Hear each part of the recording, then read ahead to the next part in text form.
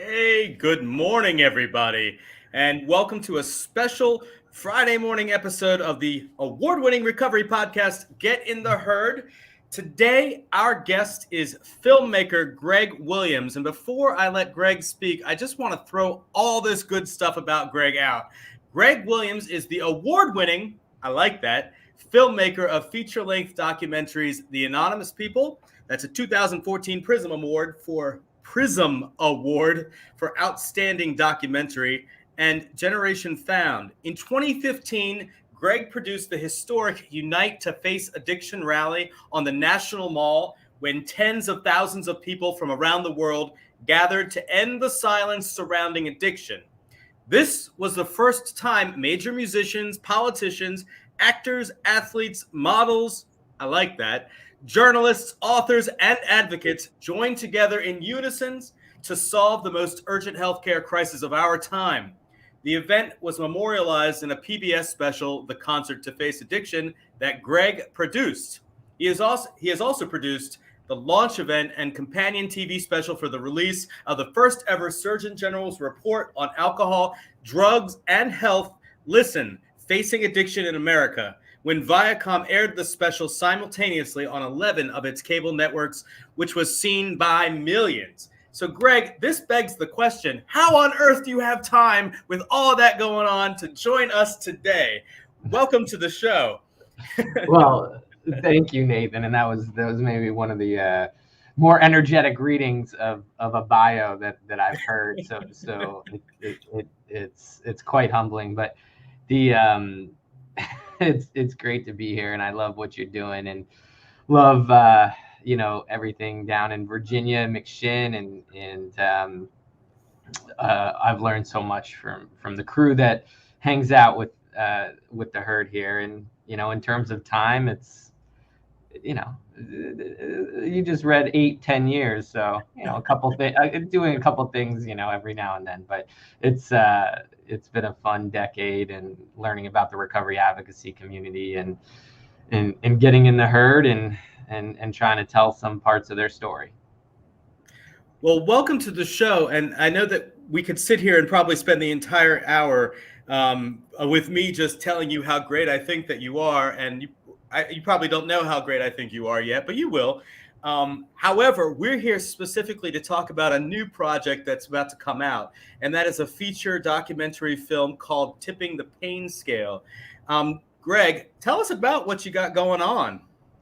Yeah, well, it's been a while, since I got a chance to dive in the film world, since Generation Found came out in 2016. And it's one of those things in storytelling where, just like writing, you have to be kind of called to the project, or called to the story. And Tipping the Pain Scale is a project that kind of happened organically, started pre-production in 18 and 19. And what it was this sense that, as much progress as we've made in recovery support services and recovery organizing, since The Anonymous People came out, I mean, there's just been this dramatic change in our drug supply, and the poison drug supply, and what's happened as a result of fentanyl, and what's happening in our communities, and the inner cities, and the suburbs. And it's just it's really tragic and sad. Obviously, we're talking the same week that the CDC releases the 100,000 number of the last 12 months of people who've lost their lives to just overdose. Doesn't even include alcohol. And so all of those things, but yet there are people out there who are courageously trying different approaches. They're trying to fight back. They're trying to get at some of the core issues driving these challenges that communities are having. And so, wanting to dig into a more like a verite current event of what people on the ground were trying to do to solve this. So Tipping the Pain Scale is a film directed by Jeff Riley, who is also produced The Anonymous People and directed Generation Found, a brilliant Emmy Award-winning storyteller. I think he's the best feature documentary editor, and I think John Shinholzer would agree with me. In the country, but so the film is really like an anthology following people at different layers, different walks of life, solving the addiction crisis in their own way. So it's really excited to head down your way in a couple days. There are, I got a sneak preview, as you know, I got a sneak preview in Las Vegas during Mobilize Recovery. And there are some powerful, powerful stories woven throughout the documentary. And I actually don't even like using the word documentary because it doesn't have, I think of documentaries and I think of very dry, very, this is Nathan, in my opinion. And yet this is such an engaging film. And of course, I'm a person in recovery. So, I mean, it's very relatable, but I think a lot of people can relate regardless of whether they're in recovery or not. What started the project? Did this project, because so much of this project talks about what's been going on during the COVID pandemic, did the project start as a result of COVID, or was this just sort of, I want to say serendipitous, because I think when the books are written 10, 20 years from now, we're going to look at this moment in history and say, this is one of those moments where we captured all the electricity in the bottle and we said, you know what, we have some solutions, community-based, peer-driven solutions. And when I look at what's been happening around here in Virginia, I think of during the pandemic, the government shutting down, treatment centers turning away people, emergency departments not doing their job to actually help people, while the community-based people in recovery organizations continued to keep the doors open. And so that to me is so incredibly powerful. And that's a lot of what comes through in your story. So the question, what came first, the chicken or the egg, the pandemic or the movie? No, the pandemic stunted the movie. We started filming in 2019. And so the genesis is there's a guy in South Carolina who spearheaded something called the Chris and Kelly Hope Foundation, a gentleman who's been a good friend of mine and supporter of the cause, Steve Grant. And Steve Grant lost two boys to an overdose. And he was having lunch with our executive producer, Tim Grant, no relation. And Tim had said he wanted to do something on this issue. And the conversation turned to wanting to make a film kind of about, these issues. And Steve said, well, I don't know anything about making a film, but I know a guy. And so Steve connected Tim and I, and we met, and, timing was serendipitous in my life and looking at the next thing. And Jeff was coming off a 30 for 30. That's Jeff Riley goes between Recovery Docs and 30 for 30 for ESPN. So that's the level of, as you say, it's like the film is engaging, entertaining. Like this is a highly produced film and feature film. And it's because of Jeff Riley and his talents. But the, so the genesis of that kind of started it, and Jeff said, yeah, I'd love to do something. And so we started researching different people, and we found Roz Picardo, who's doing street outreach. Wow, is she amazing? Yeah, doing unbelievable street outreach on the streets of Kensington, Philadelphia. Mm-hmm. Marty Walsh had always been a target of mine because, since he got elected in, I think, 16, it was, the recovery community who really elected him. And I really wanted to tell that story in a concrete way, to inspire others that, look, we are a constituency of consequences. Carol McDade kind of taught me that phrase of needing to become a constituency of consequence. And that's Marty Walsh is the epitome of that, right? Of running a tight mayor's race in Boston. And it was the recovery community who put him over the edge, and now he's the Secretary of Labor for the President of the United States, and then Darren Waller, who's an NFL Pro Bowl tight end. He wasn't that when we started filming with him in 19. He became a starting tight end for the Oakland Raiders then, and then they moved to Las Vegas, and then he had this crazy breakout year. But his story about being an active NFL player, telling his recovery story and how that's impacting the fans, and we were able to kind of track down a fan and be able to tell that story is is really cool because we don't that is often, powerful. Yeah. yeah, we don't often get current athletes. We have a number of athletes in recovery who are retired or they're commentators or what have you. We don't actually have people at the epitome, at the apex of their career. I mean, he's quite literally the best tight end in the NFL, arguably with Kelsey and Kittle, and so Tim was able to track him down through some connections in Georgia and through Hunter Renfrow and all of that. So we were able to get that story, and then I met with Lauren Davis probably in like 2018. And I just said, like, your story, like what you're doing is incredible. The state legislator piece, and so I said, I'm working on something. I really think, I want this to be a part of it. And then Joseph Green is just, Mike, talk about mic drop. I mean, he's one of the most incredible people I've ever met in this movement, and what he does with young people and what he does through his art is just breathtaking. And so I work with Joseph on the Surgeon General's thing. I've worked with Joseph on a few other things, but this was the first time I was able to help with Jeff get into his environment in schools and what he does and kind of capture that in those settings. So that was a lot of fun. And we get to have him in Virginia, which is amazing. Yeah, and Josh is coming, and so Josh is like this.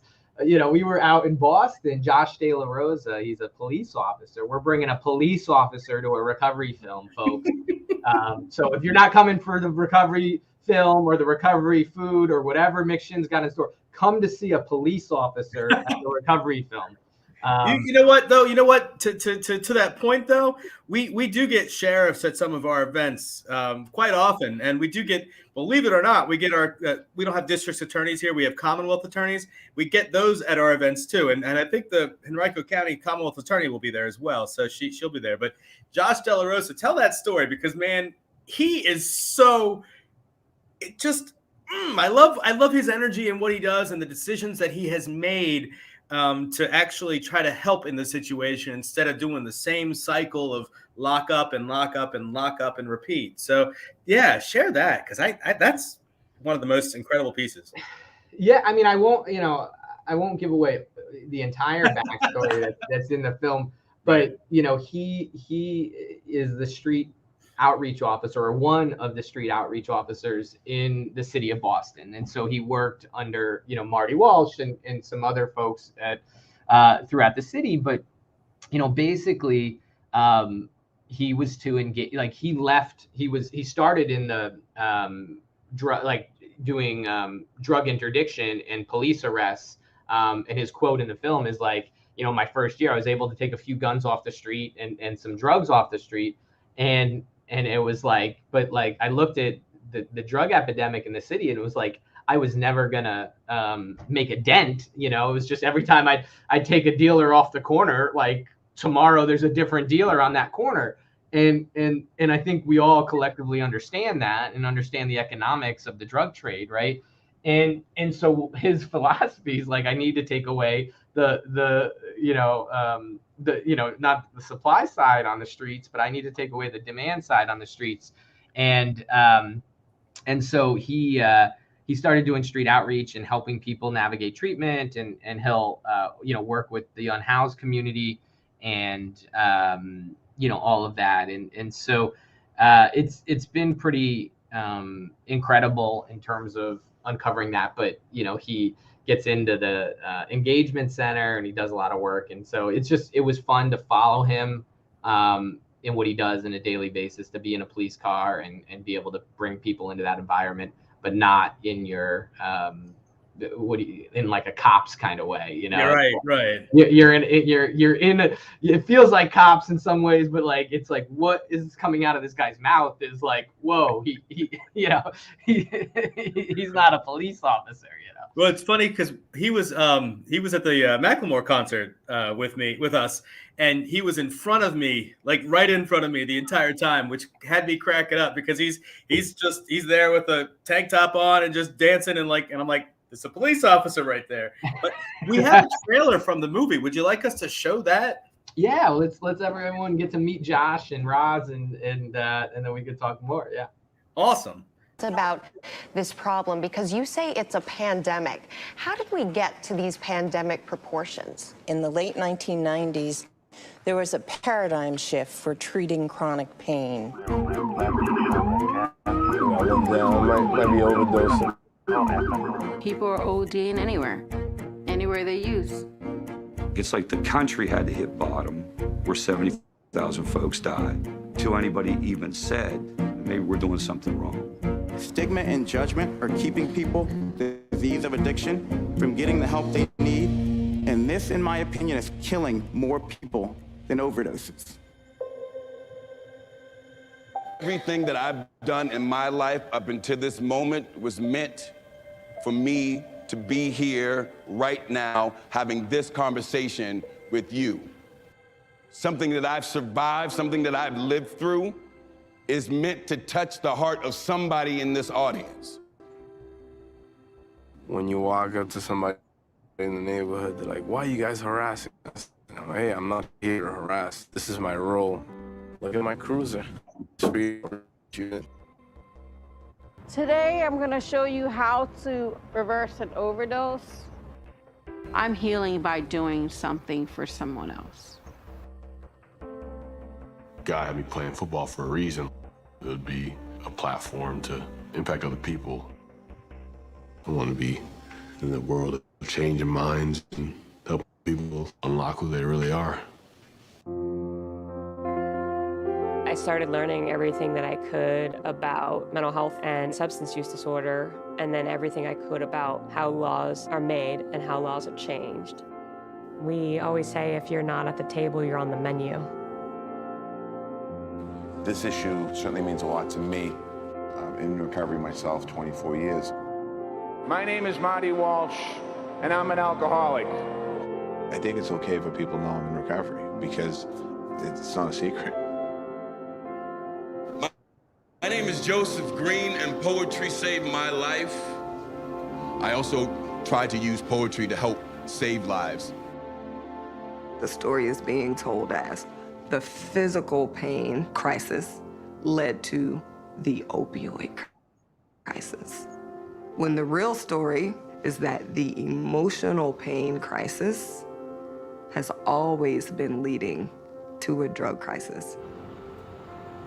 There was a quote to individuals experiencing homelessness and active addiction, and it says that the obstacle to my clients' engagement and treatment is not an absence of pain, it's an absence of hope.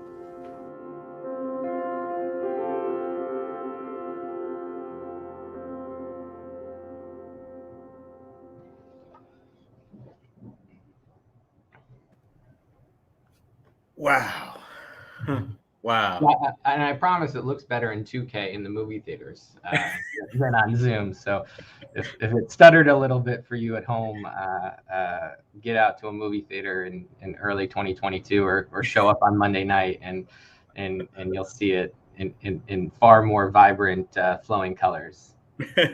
Well, that if anything, that's just a testament to how we need to continue to fund the recovery support services here in the Commonwealth of Virginia. It's not an in the herd problem. This is like, film. No. We need to continue to fund recovery support services in Virginia. Okay. Especially the technology, but yes, no, it is absolutely brilliant and beautiful and colorful and not at all choppy. I mean, this is the real deal, folks. And I know Tim Perry's watching. Tim Perry, I think Tim was in Vegas with us watching the show, I believe, watching it live then. Or watching the preview then. We're doing a preview here in Henrico County outside of Richmond on Monday. Did you know that, Greg? I did. My plane tickets are booked, and I am ready to get back to Richmond. It's been a minute. It's been I was down there quite a bit, and it's been a minute. So I'm really excited to be back there. I think we did do Generation Found and Anonymous People in the same theater. So I really love the venue too. It's a unique thing, right? That it's owned by the county. Yeah, and it's a beautiful old theater. Yeah. I haven't actually been inside it yet, so I'm eager to get in there and see the space.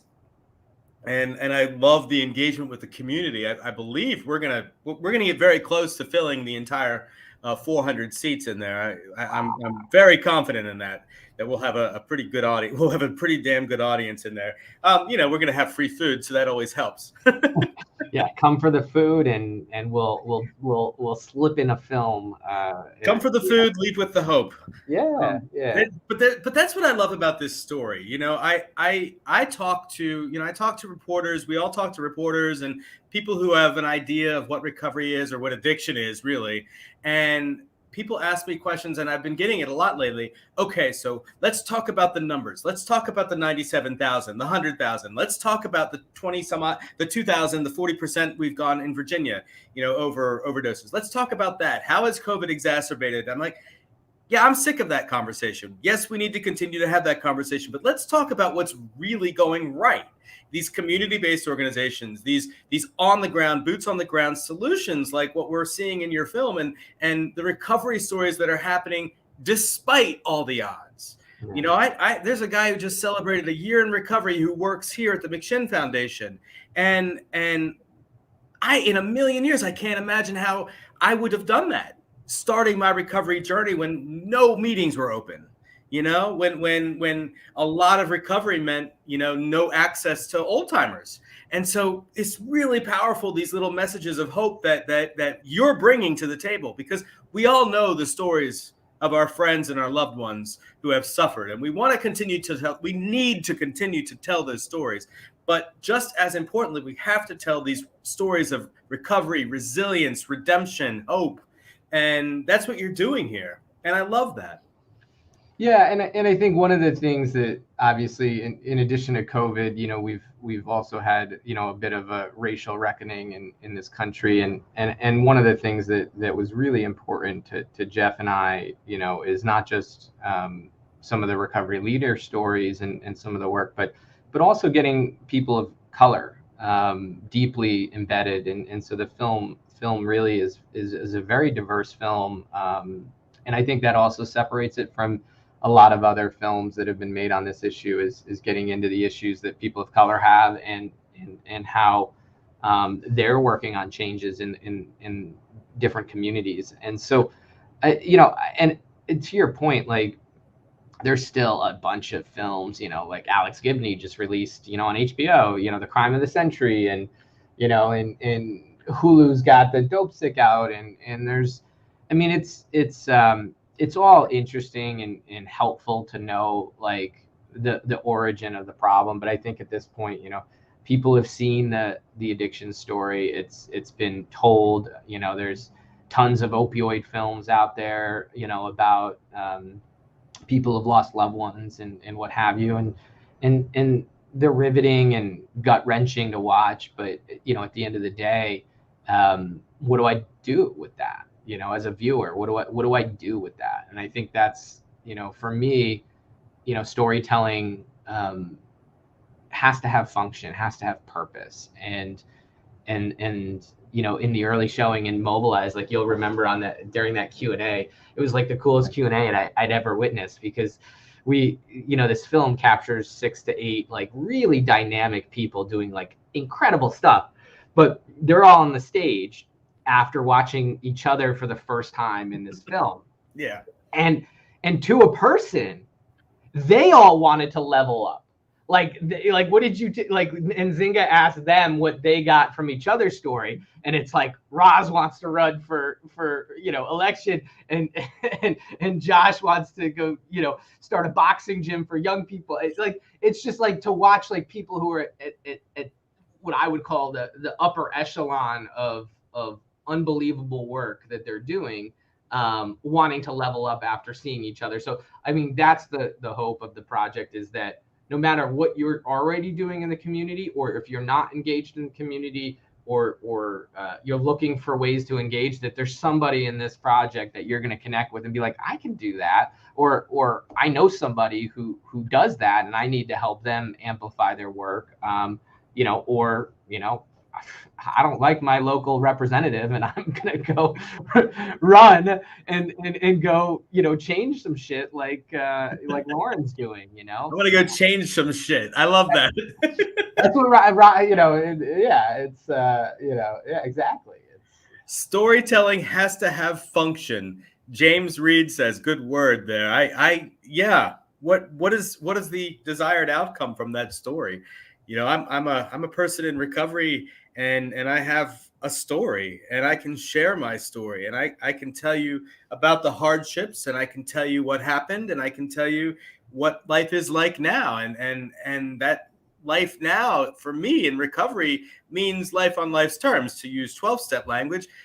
It means that I'm going to have good and bad, but at the end of the day, like, I have purpose and I'm driven, and I get to, like Honesty Liller always says, I get to walk in my purpose. And Honesty, by the way, she says, Greg, thank you for being amazing. She's watching. Hey, Honesty. Can't wait to see you. Yeah. And so like I saw that movie, and I just, I love Joseph Green, and I've known his work. And I kind of knew Marty Walsh, and I don't think I knew anybody else in the film, but I knew Joseph Green. I know Joseph Green, and I kind of knew Marty Walsh. And after seeing that and leaving that moment, and of course we're at Mobilize, so we've got advocates doing incredible work all around the country, all together to say, hey, we have a voice. And here we are at that, like you said, that apex, right, of people doing this incredible stuff at the granular level. And I'm like, I look at like what the Boston Cop is doing. I can do that, or I can do what she's doing right there, what Roz was doing. Roz tells this incredible story. She was in my narrative group. So I got I know. Me trying to coach her on her story, that was crazy to me when I realized later who she was. But that, like, these people like doing this work who are just like me, I can do that too. And that's what I got a lot from that. And I think that the work that you've done, I know the Anonymous people, let's go back to that for a second. The Anonymous people was groundbreaking on so many levels. What started your journey on that? Because I was still, I was a person in active addiction when that came out. And so, like, for me, looking back and looking at that and what was going on in my life at that time, I have no idea what I would have done. What drove you to do that work? It's I'm a person in recovery since 17, and I think it speaks to the point of like, I didn't know about any of this for my first 4 or 5 years of recovery. This is back in the early 2000s, and I got into a documentary class in college. So I went to college in recovery, and I got into a documentary class at college. And, my documentary teacher basically said, what makes a good documentary is charismatic subjects and access, So at its core, documentary filmmaking really boils down to one thing, and it's about access. And I was like, well, I've got, access to some pretty sensational young people, and so let me go try that. And so I went and I filmed some young people in recovery, all in like, anonymous kind of ways, but they were telling really compelling stories about their recovery. And my teacher, everybody in the class was like, wow, how did you get them to do that? And I wasn't out about my own story. And I was just like, it's an issue that I care about. But it sparked something in me. And I realized that I had a unique place in society just because of my lived experience. And so, over time, I got more and more interested in storytelling around this issue, because the longer in recovery you are, the more taxes you pay, and the more shame sometimes you feel about your past, not personal like shame, but societal shame about I was the guy who used to rob and steal and do those things, and if I told the people I'm around now, like, what would they think of me, right? And and I think the two like conflicting things, right? And I didn't, I was going into the film world and I wasn't going to share my story. And I met a woman named Donna Alagata, who's in Connecticut, and is really passionate about youth services. And she took me on a journey of recovery support and introduced me to Bill White's work. And, and I kind of just started to slowly evolve my own personal thinking around sharing my story. And I landed, in a Faces and Voices of Recovery training in like probably 2007-ish. And it was, Betty Courier and Tom Coderre, teaching me with Pat Taylor. And they gave me the language that I was sitting in that room. And I was like, this story needs, I think there was a film out on the HIV. I'm blanking on the name, but there was a film out about like the HIV movement at the time, like a call to action around showing the story of how the HIV movement really progressed and got what they needed. And I was like, this community needs a film like that. Inconvenient Truth was out, and there was other kind of, social issue documentaries. And I was like, these people are on to something pretty foundational. And so I said I wanted to kind of tell their story. And so Pat Taylor took me under, her wing and introduced me to John Shinholzer and Carol McDade. And Honesty was coming on the scene at the time. It was, really just an incredible journey to sit down with people like William Cope Moyers and Bill White and, sit there and I didn't know much. I really, certainly approached the project kind of just, what are you guys doing? Why are you doing it? What's the vision? What's the, and it was really like, an opportunity for me to spend hundreds and hundreds of hours with people who just had so much wisdom, and then sit with those like it wasn't just like that one-time experience. Like in filmmaking, you get to like interview somebody for 2 hours, and then you go back and you live with their interview for another year as you're editing. So like really like internalizing the power that they spoke with. And I think what's different, like when you hear Stacia Murphy talk about her recovery journey, 30 years removed from the onset or the end of her active addiction, like there is so much more power in the way that they articulate, communicate, and bring, this conviction around, they boil it down. And so I get tons of credit at the end of the day for Anonymous People. Honestly, like it's the people that are in that film that have the power that are sharing their stories with such depth and weight. And so I was just really privileged to be able to do that and go on that journey. And it really, obviously changed the trajectory of my life. And I had no idea that, I honestly was hedging my bets when I was making this as getting a master's at NYU at the time. So this was like my master's thesis project. And then it was like, I was doing like a 10-minute short and that was kind of what I was doing. And then after it was like, oh, this is good. I like, this can be something. That I took the next year and I went and finished, worked on the feature, and then, got it backed on Kickstarter. And Jeff Riley just said like, yeah, if you get this backed on Kickstarter and people like the McShin Foundation and others supported the film, and we exceeded our goal, we were able to hire Jeff Riley to edit the project. And that's when, the project really became something of depth and weight, I think. I'm just picturing you, a master's student at NYU, going through that process. It seems, and still maintaining your recovery at the same time. That's incredible. That's incredible. Now, I know that filmmaking is a passion of yours, and I know because I talked to you, but I see you in different spaces, which means I know that's not your only gig as a filmmaker. So do you mind sharing other work that you do? Is that off the table? Is that on the table?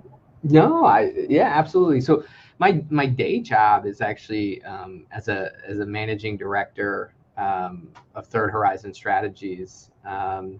It's something I've been doing the last couple years, and it's consulting and advising and just trying to stay involved and connected to these issues. One area of interest when I got my master's was always health finance, and I going around the country, it's like what can I add? What can I add to this movement? And one area that I feel like I'm interested in and can add is around like the core problem that so many folks, RCO leaders, have around the country, which is how do we scale this stuff? How do we buy this stuff in a way that makes sense for recovery? And historically, addiction services have been bought in this, fee for service. You go to detox once, the detox gets paid. You come out and have a reoccurrence of symptoms, and you go back to detox, the detox gets paid again and again and again. And it's like, even as good as the facility is, or the program is, or as good as the people who work at these programs are, they're set up for failure because they're perversely incentivized. Because if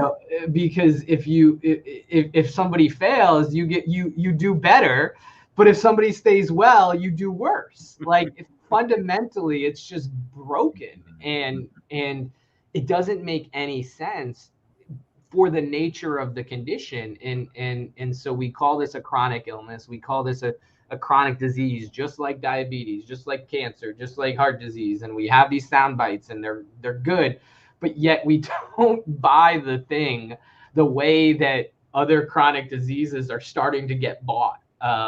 Which we buy this thing like knee surgery, and it's like, the knee surgeon screws up on your knee, he gets to do it again and again and again, right? Like it's just, we're starting to tell knee surgeons you can't do that anymore. But like, this is like we don't buy it from a perspective of wellness. And so I've been managing something called the Addiction Payment or the Addiction Alliance for Addiction Payment Reform. And it's like managed care organizations and health systems and recovery leaders and subject matter experts. And it's a way to try to create more cohesiveness and longitudinal payment structures. And so I do a lot of work on that. And then at the same time, I've gotten an opportunity this year to work with the RCO community around a recovery set aside in the block grant, and advocate at the national level around that. And one other piece that I'm really excited about now is Jeff and I, as we are finishing Tipping the Pain Scale, we were approached by an organization called High Watch Recovery, which is the oldest nonprofit in the addiction space. And it was founded by Bill Wilson and Marty Mann in 1939. And they wanted to find a pathway for us to continue to tell these stories and produce these stories. And so we kind of unveiled that at Mobilize Recovery. But we're working on a number of projects now through High Watch Media. So yeah, I get to work across a number of things, keep my right brain and left brain engaged. But this payment stuff takes a long time. So I'm buckled in for the long haul there. But it's you take Bill White's work, you take Carol's work on parity, you take on all these things that have happened, and how do you take these points of leverage and knowledge and move the system forward? So, and I'm in some of those conversations about that, and it's not. For lack of a better term, it's not the sexiest subject to dive into. And yet I'm so grateful that you are so passionate about that, because I find the more I get into it, I am so increasingly interested in it, but frustrated and angry. When we're sitting there arguing between, and for people who are listening, when Greg's talking about a set aside in the block grant, he's talking about the federal block grant that goes to each state that covers substance abuse. What is the grant called? Substance abuse treatment block grant. Prevention and treatment, Prevention and treatment block grant, right? Yeah. And so for the first time ever, this year, it was proposed in Biden's budget that 10% of that block grant, while the block grant got a huge increase, 10% of that should be set aside for recovery support services. Going another step further, a Congresswoman, Abigail Spanberger, who represents Virginia's 7th District, where I'm sitting right now, she put in a bill that would make that permanent. And now I'm hearing from the meetings I'm attending, there's some friction from the treatment centers and the this and the that, and people worried about losing their funding here, and the states and the this and the, and is it going to be 10%? Is it going to be 5%? Shouldn't it be 20% since prevention's getting 20%? So it's kind of like, geez, already people are dying, let's freaking come together and stop getting so stuck in that. And yet, so yeah, I mean, look, system transformation and advocacy is not for the faint of heart. It's one of my favorite lines. Station Murphy. Advocacy is about anger. And I'm glad you're angry, right? And other people should be angry because it's not working. Like another $1 billion, another $2 billion. Like the government could keep printing money, throwing it exactly the same way it's been throwing it for 30 years. It's not going to change. I mean, it's not going to change. Like, it's time to try some different things, right? And we have some promising practices, and we know, some of the core gaps in our communities right now: front-end engagement, long-term sustainability of any clinic. And we've improved our clinical offerings, but clinical treatment and and my recovery housing. I mean, I'm in recovery 20 years. It was 4 months of my 20-year experience. Yeah. I mean, it's just like you have to right size that at some level. And, and I think we have to be okay, with people not liking us or being upset. Like when you hear those things that the treatment community is upset or this community is upset at this, because it might, change somebody's perception, that means we're doing something. Yeah. Like if people aren't angry at you, or if you're not getting incoming from somebody with the advocacy work that you're doing, you need to be pushing harder. I like that. Well, Greg, putting this all into one big package and getting to tipping the pain scale and stories and having function in storytelling, for individuals who are out there, maybe new to recovery, and many of the people who will be watching the free sneak preview on Monday, will be new to recovery. What do you suggest, or what advice or suggestions do you give to somebody new or anybody who wants to tell their story? As how do we make it more impactful? That's my question. I'll just leave it at that.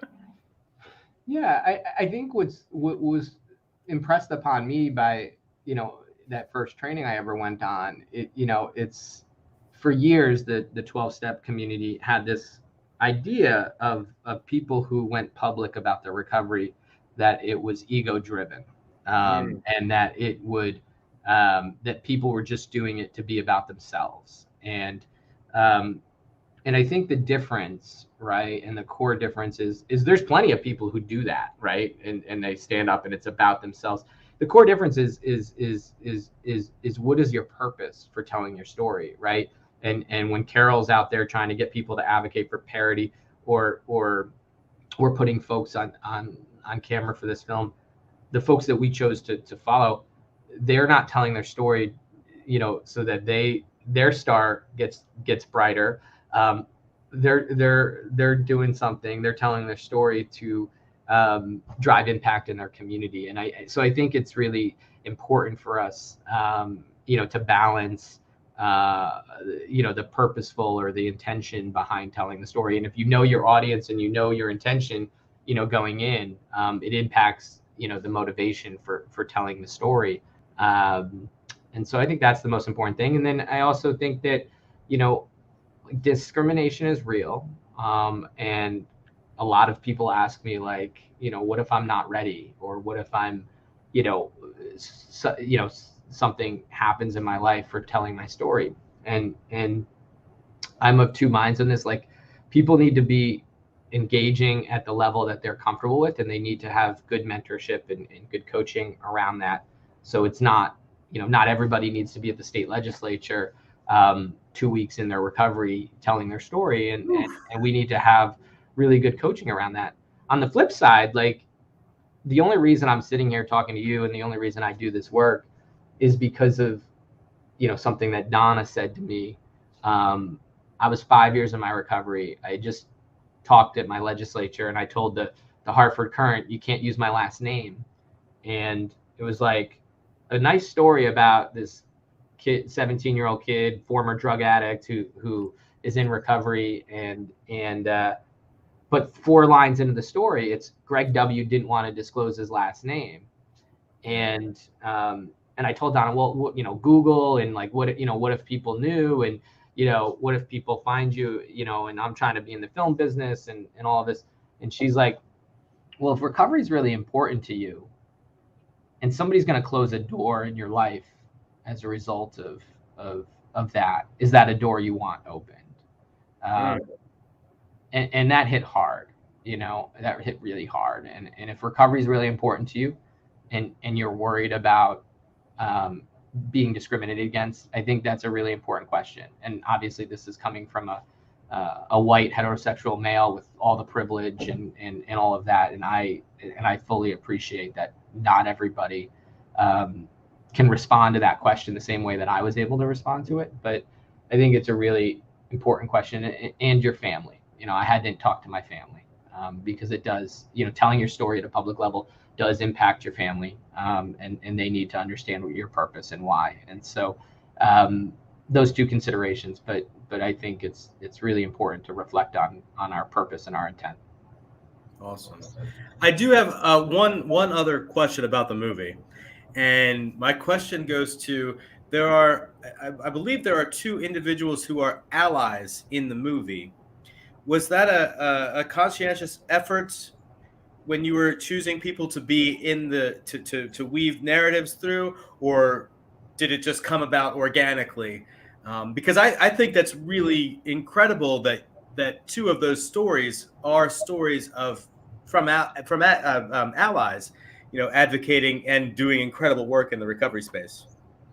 Yeah, absolutely. Like, this isn't, this issue isn't it takes a village. I mean, I think that's the ultimate message of the film. Like, this takes a village and layers, like, everybody can easily talk about what the federal government should be doing, but, from the federal government to the state government to the streets, this takes layers of change. I wish everyone's like, oh, what's your answer to solve it all? And it's like, I wish it was simple, but I mean, it's time to acknowledge it's not simple. This is complex and it's complicated and it's multifactorial. So how we talk about it, how we tell stories about it, and who we raise up as examples, powerful examples, needs to be multifactorial and layered. I've been very, very fortunate and completely by accident to have found myself in my recovery journey at the McShin Foundation. My recovery journey began with a jail program run by the McShin Foundation. And I was mandated by the courts to come to Richmond, an hour and a half from Northern Virginia, where I lived, and I worked in DC, lived in DC. But I came down here thinking I'd be here for 28 days, 30 days. I'd be right back in Northern Virginia figuring out the next step in my life and how to get past the new felony that I had for my possession charge. And, of course, that was almost 4 years ago. So, something clicked. And when I get to have these conversations, this is probably my favorite part of my job, is when I get to do these things and talk to not only filmmakers like you. And this is one of these weeks where I've had an award-winning filmmaker and a New York Times best-selling author on the show. And probably I love those conversations, but I also, like, we get to have new people in recovery, like the little bit of whatever sparked in me when I was first here, I get to share that with a new person, and whether they take it or not, other people around here also have those sparks. And so it's like, the community that's been started here, that's been fostered here, by Carol, by John, by Honesty and Jesse and the people who've been here for a while. And then, these new people who come in and suddenly it's a huge impact. It's really beautiful. And, to see that this is not only rich. I had no idea what recovery was. When I got into recovery, I thought recovery was a cult of people sitting in a church basement, chain smoking cigarettes and whining about their lives, drinking bad coffee. And it's not. In fact, I've had so much fun, in my almost 4 years journey of being in recovery now. And so I don't know how I got to this point. And I don't know how any of us got to this point, but I am so grateful to be in these spaces with incredible people like you and get to share these stories and hopefully empower others to share theirs as well. It's awesome that McShin, supports, all of this stuff for you but the storytelling on a broader community. It's one of the bright RCOs out there that really, reaches people beyond Richmond and beyond their community. And so I'm so grateful to the McShin Foundation for supporting this new film, supporting the former films, participating in our projects, and providing you this platform, because it's that's what this is. The next frontier, for the herd needs to be about innovation. We need to be breaking silos and walls and trying new things and throwing stuff against the wall and seeing what sticks. Oh, my mom says that all the time. I love that. Throw the spaghetti at the wall and see what sticks. Throw $1 billion out of the community and the same way we've been doing it, and it's so. Do you have any well, actually, before I ask that question, James Reed says, I'm a pastor in long-term recovery, and yes, to the church, one of the layers. Despite losing a son to the opioid epidemic, I still believe we can and do recovery. There is hope. Thanks for the work you are doing. Thanks, James. Thank you for listening. Both Tom Jackson and Honesty, Honesty, of course. I think you probably know Tom. Can't wait to see you on Monday, as I cannot wait to see you on Monday. I think it's going to be exciting. I know it's going to be exciting to be able to be in that space. Joseph Green is on the show for a special Get in the Herd on Monday at 2 p.m. I know that's going to be engaging and fire. We're going to have him on the show, and then he's going to actually do a group here with our participants at 3:15. So it's going to be an electric day. And then we go right to Thanksgiving, and I'm baking Empire biscuits for my grandmother, and I'm excited about that. That's what recovery gives me these days. And so, keeping in mind, as I asked this last question to you, Greg, our biggest audience are individuals who are currently experiencing incarceration.